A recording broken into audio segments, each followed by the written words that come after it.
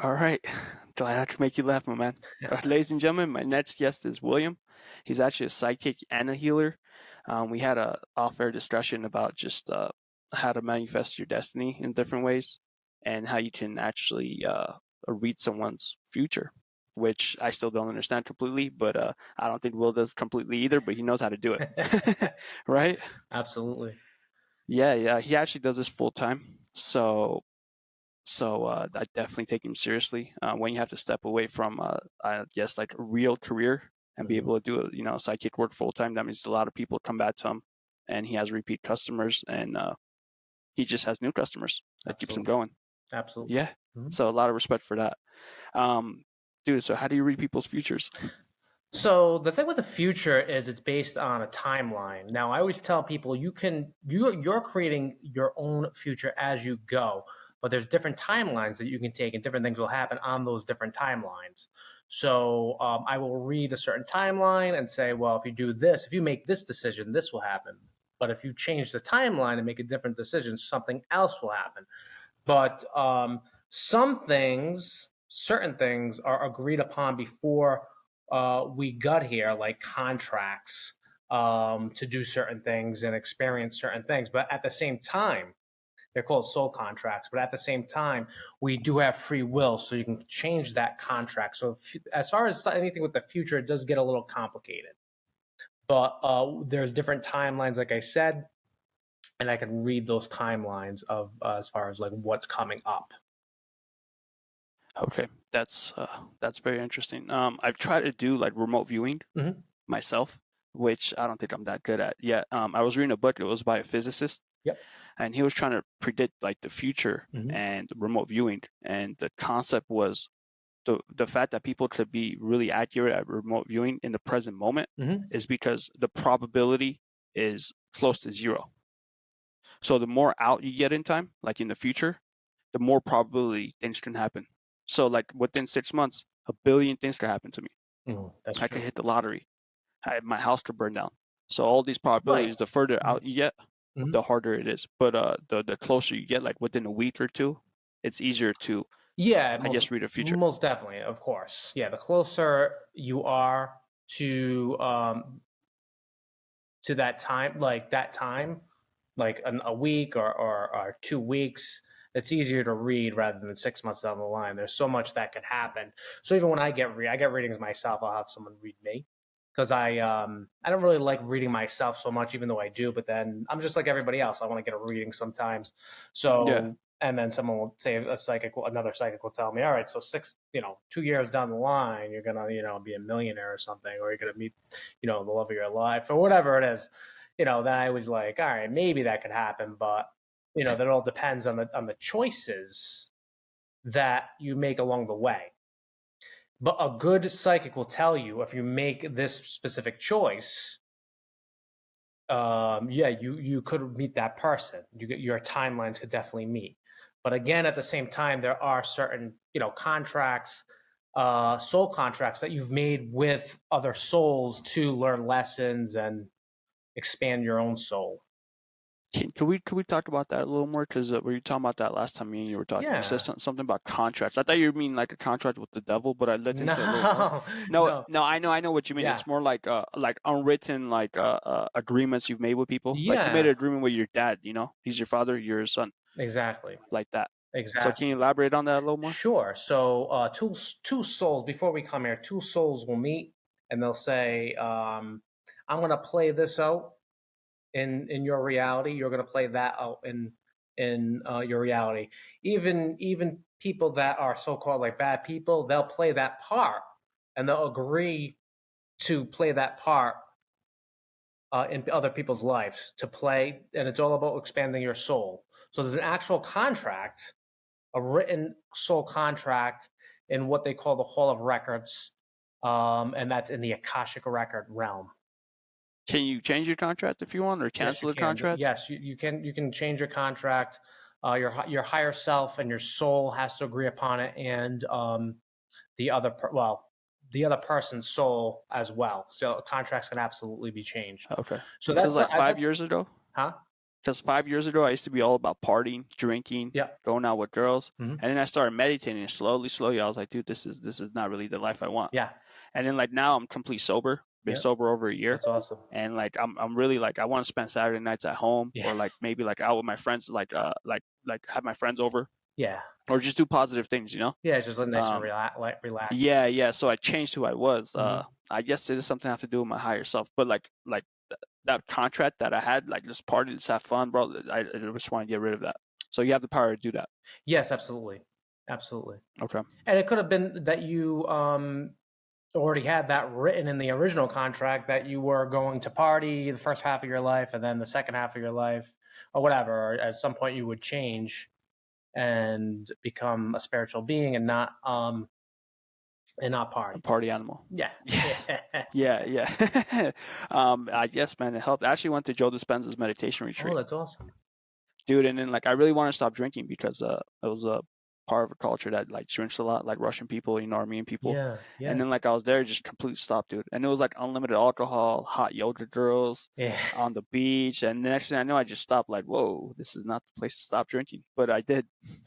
So Right. And yeah, I think you were just done with it. I think you experienced that experience and then you're like, I want to experience something different. And that's all it really is. that's awesome. Mm-hmm. Tell us how you got into. I just want to say I don't want to say reading people's future or psychic work or healing people. How did you got into that? Yeah, so when I was really young, the first thing that happened, I must have been like 3, 4, something like that. I saw a vision right at my door. It was a golden light. I always thought it was Mother Mary. I'm still not sure if it was Mother Mary, but I'm so used to saying from when I was a kid it was Mother Mary. But it was a golden light, and it was a female. So that's the first thing that happened. And I think I was like 3, 4, something like that. And You still remember that from that age? I do, yes. That was very vivid. It was very vivid. It was very, very vivid. And my parents told me that's you had a vision. You had a vision. I think it was. I think it was around that age. I don't know the exact age, but around that time frame. And then from there, when I was, I don't know, maybe 6, 7, I would see actual like spirits. I was an only child, so I used to be like alone a lot, and these spirits used to come out of the TV, and they would sit in the circle with me and play like with He-Man and Skeletor and stuff like that, and like if you think of a spirit, that's what they look like, and Like a ghostly spirit? it was kind of like that, yeah, a little bit. Not like scary though, but you could like they were like Casper, like see-through kind of like see-through, holographic. Holographically black and white, but they had like face and like a regular face, and like they looked like real people, except they were see-through, and they used to come out of the TV.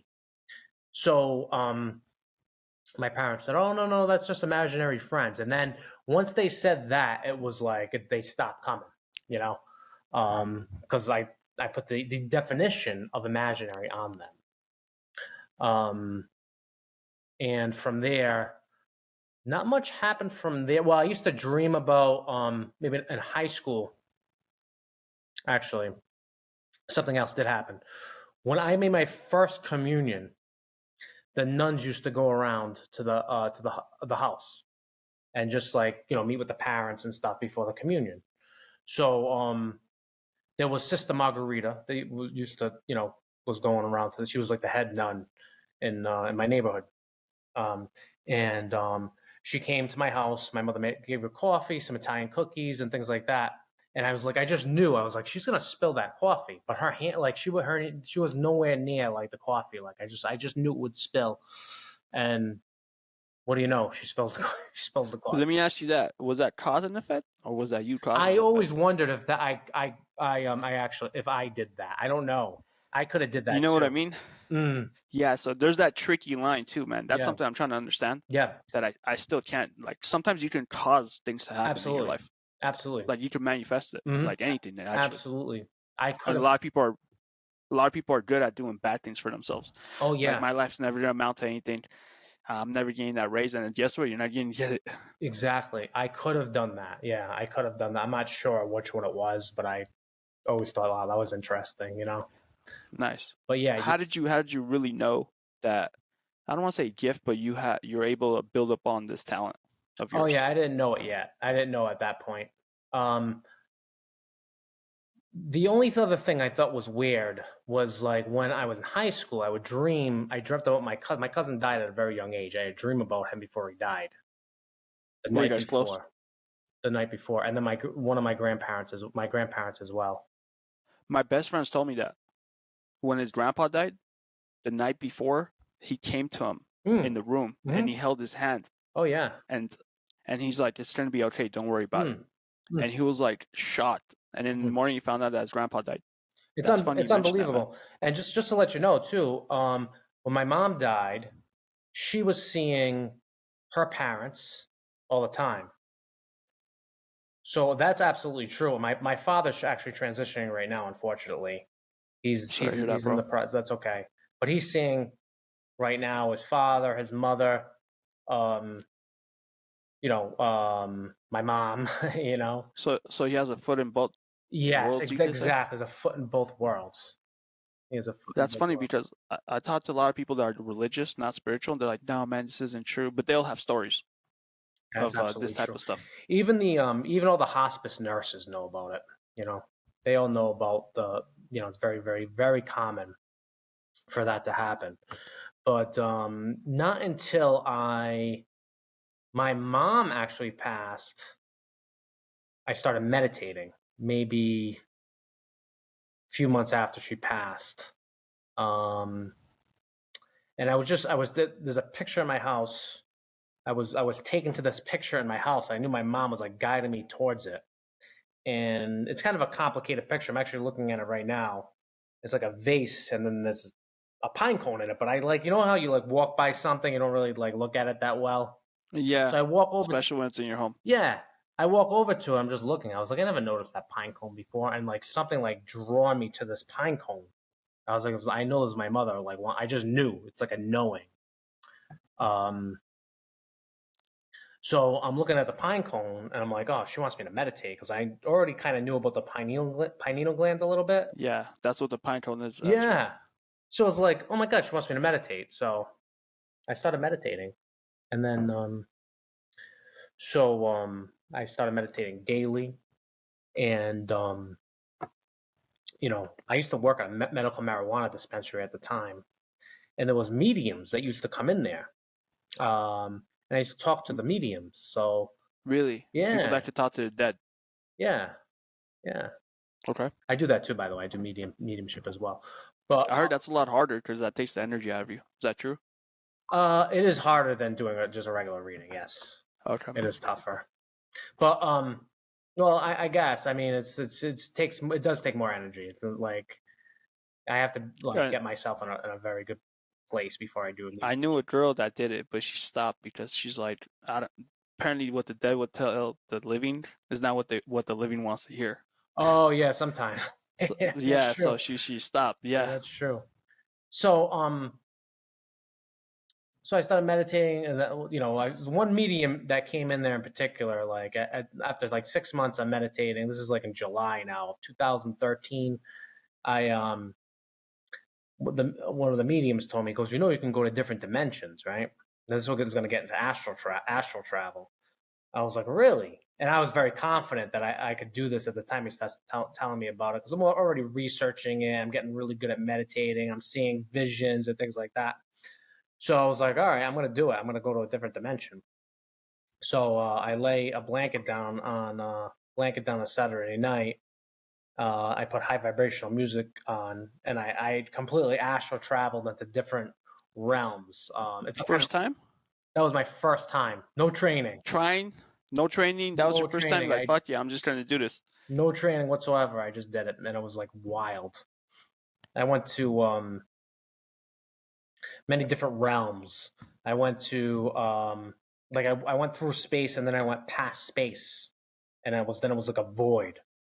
So when I was there, these three little spirit guides came to me. Mind you, I'm completely sober, but this is from what I hear. This is what happens when people take DMT or that plant medicine, Yeah, ayahuasca. ayahuasca. I never Yeah, tried yeah. it, but This is what I guess is very similar to this, but you don't need that. You could do it naturally. So they come to me and they take me to a land of flowers. So walking down this land of flowers, and all of a sudden I felt something very negative. And they said, "Don't worry about that. Don't worry about that. That's just," they go, "That's just the reptilians. Just shine your light. Just shine your light on them." I said, "Okay." So they're like, "Shine your light out of your chest onto them." So we all start doing that, and we're walking down the land of flowers, and we're all like shining our light. There were these three little guys. They had hoods on. They were like cute. They were small. They had cute little. Yeah, they call them the machine elves. They call them the machine elves. Is that what they call them? Yeah, I didn't even know a that. lot of people have seen that. Yeah, that's what a lot of people have seen that. Those are the people that apparently keep the universe together. Oh, no kidding. That's amazing. I've heard that numerous times, bro, from DMT trips. You from know, people I'll have that's amazing. I'll have to look that up because I had no idea. So so then all of a sudden I was taken into a room of mushrooms, and they like someone gave me a mushroom. I didn't see what it was. They just handed me the mushroom, and then I was back in the land of flowers, walking down the path, and we're just shining our lights onto this spirit realm. Beautiful. It's absolutely beautiful. So we come out of there and we go to back into space, and like, we're going to teach you how to fly. So I'm flying around space. I got a little bit out of control, and they're like, "Don't go over there, don't go over there." But I went anyway because I was like feeling so like high. So and I went. I guess it was like kind of like a black hole. I guess it's the only way I could describe it. I don't know what it was exactly, but I went into like this hole, and then I'm just floating, and I'm like pushing the clouds out of the way. And they had those three little guys had to come pick me up. They sent the rope down. I had to bring the rope back up. But they weren't like. And there was a rope. Huh? There was rope. Yeah. I mean, man. So you were completely sober when this happened. Completely, 100% sober. Yes, 100% sober. Yeah. Yep. See, if you asked me this 3 years ago, I would say you were quack. But yeah, yeah. Because I've had things happen to me too when I meditate, like randomly. Yeah. I try to do like Kundalini breath, and then like just like my body starts shaking. So once I shot out like out of space. Oh yeah. Yeah, that was an accident, and like I was like shocked, but I knew what was going on. Right. And I saw these kind of entities too. Oh yeah. And they were shocked that I was there. Like, what is he doing here? Like, why are you here? Yeah. It's amazing what's out there. This is absolutely amazing. It's called Machine Elves. So here's the thing. If I have this story by myself, like I might keep it to myself. But because of the internet, dude, tens of thousands, if not millions of people share the same story. No kidding. Yeah, at least about the entities. Maybe like your personal experience with the flowers was different than mine. I didn't even know that. So machine elves, huh? Yeah, even Joe Rogan talks about it, dude. No kidding. Yeah. It usually happens with a DMT trip. Yeah, someone told me that. Literally. That sounds similar to a DMT trip. They said, but you don't need anything to do it. You know, I guess it must be easier with DMT. Maybe. Well, think about it like easy this. for me. I don't know. But I mean, not for me, but look, I meditate a lot every day. I have to take an hour or two out of my day just to meditate. How easy would it be if I just pop a pill or drop some acid? Right, you know? Exactly. It's a lot easier versus than meditating. It's self-discipline. Right. So I mean, some people, I guess you're gifted. I don't know, or like you just came easy to you. You know? Yeah, well, they said I've done this in many other lives, some past life regressions. So maybe that's why. I don't know. I was practicing a lot, so. So let me ask you this: I asked a couple psychics. Let's just say you read someone's future or fortune, and they don't really like it. Do they have the power to change it? Of course, yeah, of course. You can change anything. It's all based. You have free will. It's all based on your choices. You know. Okay. Yeah. Got it. I'm just wondering because you know. Yeah, I tell everyone it's set in stone. You create your own reality. No, nothing's set in stone 100%. You know. Okay. But sometimes you might really want that. You know, at a different level, your subconscious might want it. Your higher self might want that. Whatever this bad thing that's going to happen might lead you to a good thing. You know, bad things happen all the time, and people make mistakes all the time. But sometimes those mistakes lead you to a better place. You know. So sometimes the negative isn't all really. It's just the so-called negative. You know. Yeah, brother. Like COVID's led me to a way better life. Yeah, it's all what you make of it, you know. Yeah, it's all. It is really. It's all how you use that negative energy. You know, it's all. At the end of the day, it's all God's energy. He created all of it. So. Okay. But yeah. So then I went back into space. They took me back into space, and then like, we're gonna. What did they say after that? Oh, we're gonna go on these golden hoverboards. So we go on these golden hoverboards, and oh my god, it was awesome. We're flying around space in these golden hoverboards, and I felt like honestly, like nothing but like pure love. Nothing that I felt like here on Earth, and it was just like absolutely amazing. I was doing That flips on sound, the hoverboard. It was wild. you sound like Absolutely the wild. Silver Surfer.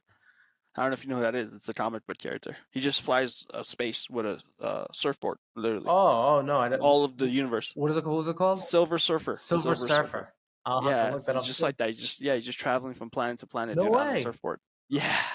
It was Yeah, wild. it's actually We pretty didn't go cool. to any planets, but it was just in space. It was just like it was like crazy, the feeling and everything. But I was like, When that's kind of cool. Like that's probably when you came based on back, that whatever that is probably was that a cartoon or something or that like yeah, it's literally a cartoon, but yeah, yeah, that's probably based on comic something book, true. You know? probably. Yeah. When you came back from this experience, like what went through your head, dude? I was The like, second, oh my god! I was like, I can't believe that just happened. I was like, that really happened. I was like, oh my god! And I'm like feeling my face and my hands. The whole week, that whole week after, I felt like buzzing. no, I actually didn't like being here.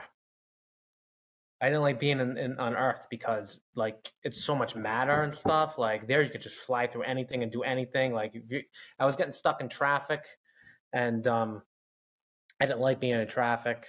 I was like, oh man, I could just fly through this in the, you know, I didn't even know it was called the. At that point, I didn't even know it was called the Astro. I didn't know what it was called. I didn't know what it was. I was just, oh, I wish I could just Astro. go through. I could just go through this if I was somewhere else. You know, it took me like a Yeah. whole week to adjust.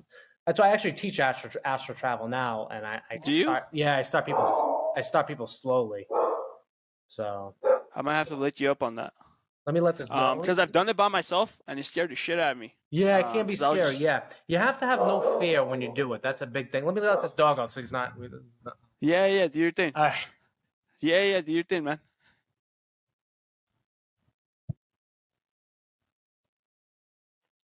Ladies and gentlemen, I am here with the amazing William, and he's laying out his dog. Yes, he is.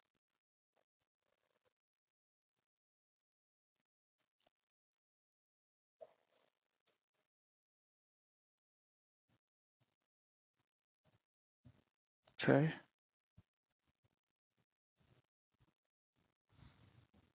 So yeah, where were we? So when you teach astral projection Yes. or astral traveling, Yeah. okay. I start my clients really slow, and at this And I point, told, after learning a lot about it, I you know, from just like getting coached and things like that. After you know, years after, you know, I make sure that whoever I'm teaching, I just don't teach everybody that. I just like they have to be, you know, it's a certain mentally level of stable. yes, that and a certain level of like spirituality, you know. Yeah. I did it when I was young. Tell you the truth, I read a book on it, like how to hypnotize Yeah, myself. And yeah, it's astral project, but it scared the shit out of me because I felt like other bad things. yeah. And That's then the thing. after that, Mm. yeah, I felt some bad things. And then I was like, man, I'm never doing this again. And then like even now, like when I do meditations or the gateway experience and stuff like that, Mm-hmm. I try to skip over the astral projection. I'm like, dude, I don't want to do this. Yeah, if you feel fear, I wouldn't do it. Right? You have to be like, you have to go past the fear. But what you probably did is went to the lower astral realm. I was just floating, dude, and it's Yeah. something. Apparently, they like picture a white light, like anything Yep. happens, like you said, like blast the white light out of you. Yep. But I was just, I mean, I was younger. I was like 18, 19, and I was like, this sounds cool. You know, I could get out of my body. What the hell? Thank you so much for jumping on my podcast, dude. I really appreciate it. I'm gonna go ahead and post your info so people can reach out to you when they need you. Just send it to me. Other than that, ladies and gentlemen, go and subscribe. Well, I would love to have you back, man. Pick your brain some more. Yeah. I really appreciate it, brother. Now we can see your handsome face, dude. Before it was like kind of gloomy, like mystical, but now it's. Thank you again, ladies and gentlemen. Go and subscribe, and we'll definitely catch you next time.